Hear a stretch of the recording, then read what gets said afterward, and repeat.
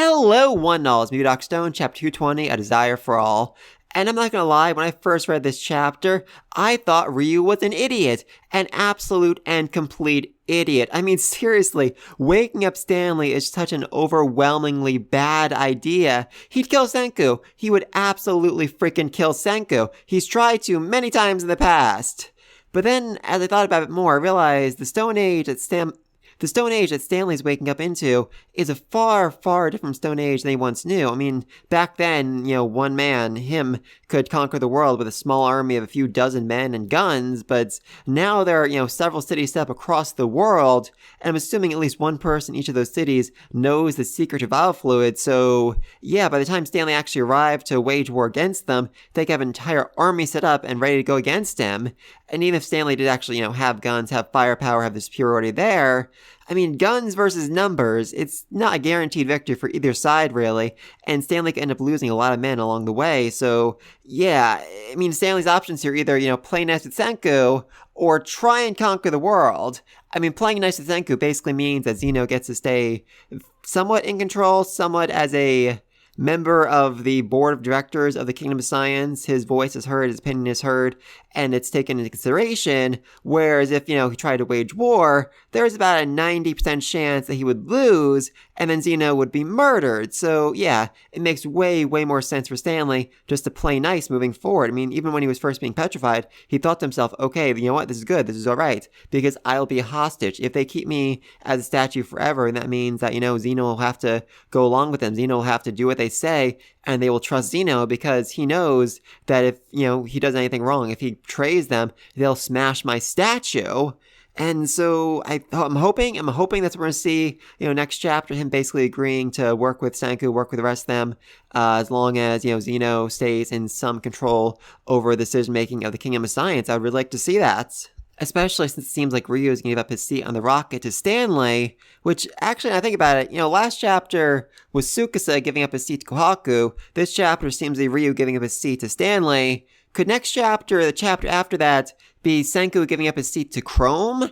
I mean, I've been theorizing that for a long time. I've gotten, quite a bit of pushback from the community for, obvious reasons. Senku's dream, his desire from, early childhood has always been to go to the freaking moon, so it seems very unlikely that he would give up his seat to, Chrome, who didn't really even know the moon was visitable for most of his life, but I actually think that's, the entire purpose of it. I mean, yes, Chrome is an inferior scientist to Senku, but in a weird way, this entire series could be seen as Chrome's own storyline.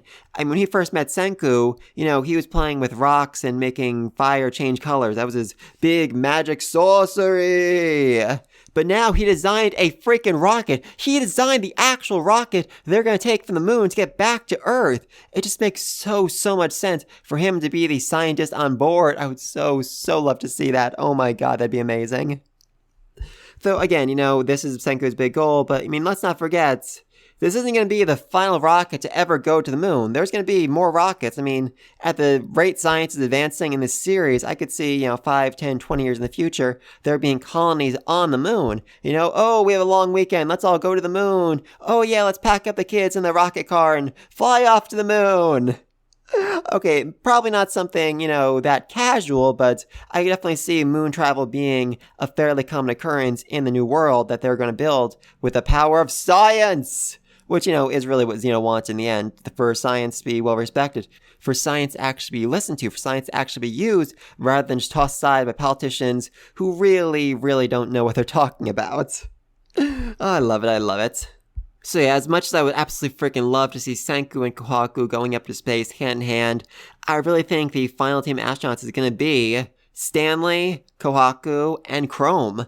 I think that makes the most amount of sense. I think it's where the series is going right now. This is Chrome's story, more or less, and I'm just so excited for him to be told that he's going to go up to freaking space. Oh, that's going to be fun. That's going to be a lot of fun. Anyway, though, back to this chapter, we actually get a rather interesting title page, as it's basically the same scene we see in the last page of the chapter. I mean, I don't think I've ever actually seen a series do that before, which is interesting. I mean, Ryu's expression, though, is definitely very different here, because here on the title page, he has kind of like this sad smile. I mean, I guess it's him basically acknowledging that he, isn't worthy of being on the rocket. There's someone else more worthy than him, and that's freaking Stanley. I mean, as much as Ryu absolutely dominated this chapter with the simulation and the shooting, he knows in his heart of heart that he is nowhere near as qualified as Stanley. As Stanley is just better than him at all of this. And if it had been Stanley in the actual dogfight, in the air, when he and Senku were fighting against him, there's a very good chance that Ryu would have lost. So, yeah, Ryu is acknowledging that, Stanley is the best and he wants the absolute best. His rocket requires the absolute best. And speaking of that rocket, we actually get to see a scale model of it, and Ryu, he's in love. He is so in love with it, and honestly, so am I. It looks so freaking amazing. I mean, just some rough theories about this. The bottom seems to be the actual, part that's going to land on the lunar lander, as you want to call it. The middle part is communication. That way they can, stay in contact with the actual Kama Science back down Earth. And the top part is, I'm guessing, the actual, capsule, like the Soyuz capsule, which they're going to ride back down to Earth in. I mean, it seems to be like reinforced so that it won't burn up and, explode, because, getting back to Earth is really, really hard. I mean, it almost killed the astronauts, Byakuya and the rest of them. Oh, not Byakuya. The first team that went down, I forget what his name was. But, his capsule went in the ocean and was flipped upside down, so they couldn't actually escape from it. And Byakuya, had to take his own capsule down and then find a boat and row it all the way to them to make sure they wouldn't, run out of air and die. I mean, that's going to be a whole other thing. Actually, managing to reclaim the capsule after it lands back on Earth. They can do calculations, yeah. But even with all the power of the International Space Station, actually landing back down Earth was, not all that guaranteed. So that's going to be interesting. That's definitely going to be interesting. I'm very excited to see that too.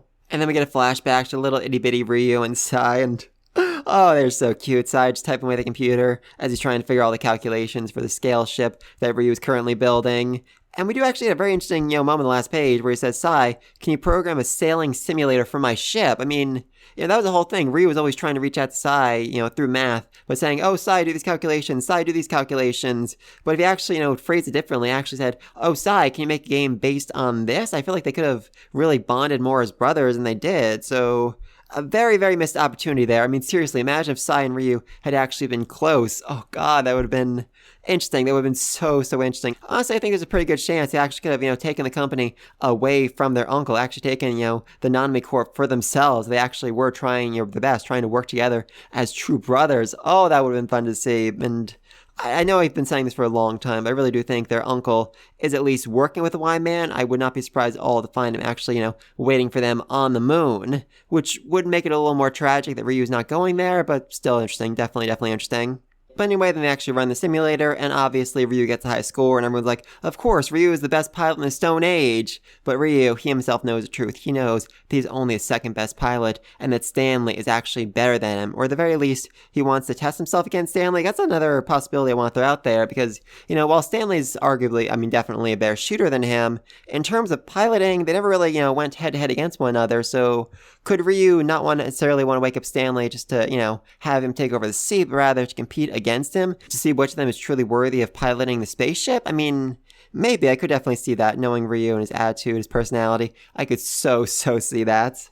Though while Stanley's definitely a better shooter in terms of marksman skills, Ryu is not bad. I mean, I absolutely love this page. I absolutely love the amount of detail in this page. I mean, Ryu, he's rock steady. He's solid. He's not moving at all. But you can see Kawaku lightly twitching her arm because she's not used to handling a gun. And Senku, he's just all over the place. And we see that in the actual results. She manages to just barely wing the Medusa, which, would probably be enough. It probably would be enough to, get it off its trajectory, push it out of the way of them. So that's pretty close. While Senku missed entirely, and Ryu got every single shot correctly because, of course he did. He's freaking Ryu. He's the best marksman that's currently not petrified right now. Though honestly, I'm not really sure how much marksmanship you're actually gonna need to aim and fire a grenade net launcher because, yeah, that's what they built. They built a grenade net launcher, which is a very, very strange choice for a weapon for them to use. I mean, I think the point is, to actually catch Medusa that's being thrown at them and push it out of the way before exploding. I mean, maybe. I think that's the point. I'm not really sure. This is a very strange device they've built here for the purpose of, basically destroying Medusas. Though it won't really do all that much if, Medusa is activated inside a structure, a building, because it does seem like Medusa can, actually travel through almost any surface, any material, given the fact that people who were, inside were actually petrified on that day 3,000 years ago. So, I mean, it could be somewhat helpful, but I'm not really sure how much it's going to do against the Y-Man. We'll see about that. Thankfully, that's not the only thing built, as Joel also built the Resurrection Watch, because of course he did. Of freaking course he did. Seriously, how long has it taken them to actually build this freaking thing?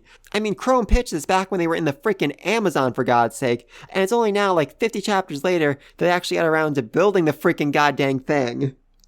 They should have always had one of these at the ready. They should have always had one of these at the ready, as it basically makes them immune from Medusa's effect. That is super helpful, and I'm super hoping that they use water for this example, because, yeah, that would have burned. That would have really, really badly burned Chrome.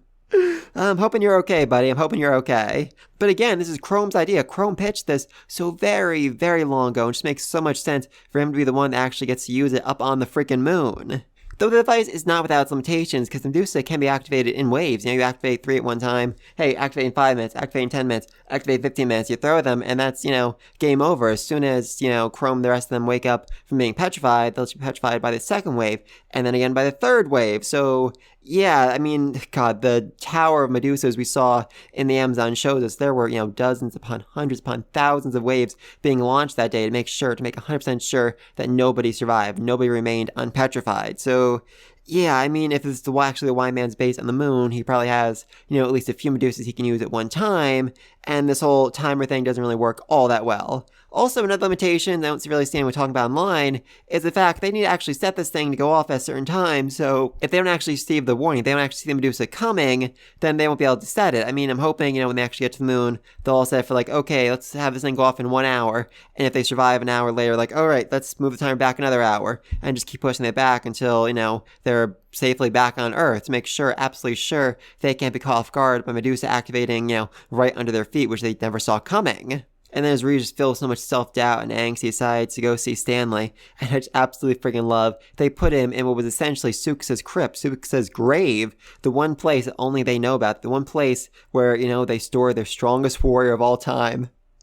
I mean, in a way, that's, just the perfect hiding place. And at the same time, it's a sign of respect, a sign of honor. They're basically saying, Stanley, you're the strongest. You're the best among us. You're the most powerful of everyone we know. And that's why we're putting you here. And that's why we're putting you here. That's why we're putting you in a place where we store our strongest warrior until the day we needed him again. And so the question really is Ryu actually going to wake up Stanley? And what's more, is he going to do it, completely unilaterally? Is he not going to tell anyone else, hey, I've decided to wake up Stanley? I mean, I think it'd be really interesting to actually, smoke a cigarette with Stanley, have a nice conversation in the cave, basically work out the exact terms of the deal before bringing it to everyone else. I mean, that could be interesting. Definitely interesting. I'm so excited to see, Stanley reunite with freaking Zeno. I'm assuming, yeah. Zeno's in Japan. I had doubted myself for a second there. He's clearly here. He's working with Senku on the rocket, so yeah, that's obvious. And, the reunion will be interesting. I mean, I just was watching the anime the other day, and I saw Senku's reunion with Taiju. Taiju's running in for a hug, and Senku just, walked right past him. I mean, are we going to see that, or are we actually going to see, a true hug, a true friendly embrace, more than friendly embrace? I'm just saying, a lot of fans are speculating about that online, and hey, love is love. I have no complaints. It would be interesting. It would definitely be interesting if that turned into like a full, kiss, full embrace. Oh my God. Just the reaction of everyone around it would just blow my freaking mind. I would love it. And oh God, the community, the fan base, they would lose their absolute freaking mind as well. Honestly, I kind of want to see it just to see how everyone reacts to it. Oh, that'd be a lot of fun. But please, else down below, is Ryu actually going to wake up Stanley? Is Stanley a better marksman and pilot than Ryu? I mean, probably a better marksman, but better pilot? I mean, that's up for debate. I would love to see them actually, fight off in some sort of flight simulator, or just see if Stanley could be his high score. I mean, that'd be, a nice little touch. How's the rest of the world can react to Stanley being woken up, given that Stanley did kind of murder, a lot of people in the Kingdom of Science. He murdered Tsukasa, murdered Kohaku, murdered Hyoga, almost murdered Suka. He actually did kind of murder Senku a little bit. He did a lot of murdering. I would so love to see this be his redemption arc in the series, but let me know down below. Be sure to like and subscribe. See you in the next video, and until then, peace!